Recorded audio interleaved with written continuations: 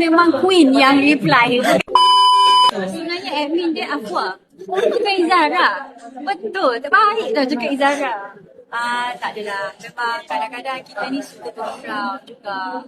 Threads ni kan tempat-tempat orang bergurauan. Tapi mungkin buat masa awal-awal ni masyarakat boleh terima yang artis tu dah mula membalas. Sebab selalunya kan sebelum ni kalau orang komen dekat Instagram ke mana-mana ke, kita tak berapa baca, tak berapa ni. So kadang-kadang kita naklah be involved kan. Tapi tak selalu.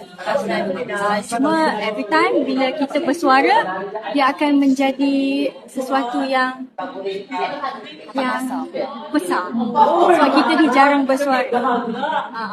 Izara ni jenis kan jarang bersuara, Maiti pun jarang bersuara kan.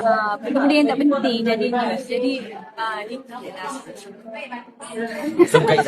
sumpah demi Allah bukan Izara. Itu memang Queen yang reply. Bukan saya yang reply.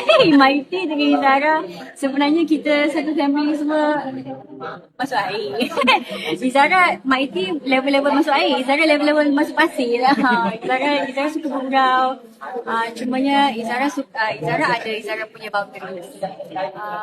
Daripada dulu sebenarnya, daripada awal-awal masa Izara mula masuk dalam industri ni, Izara tak benarkan orang bercakap buruk tentang siapa-siapa pun.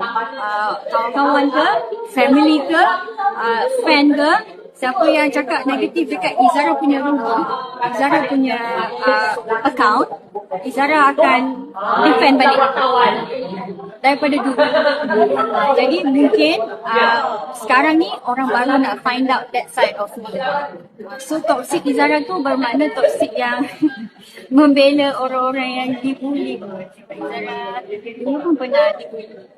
Dan I would do everything to defend orang yang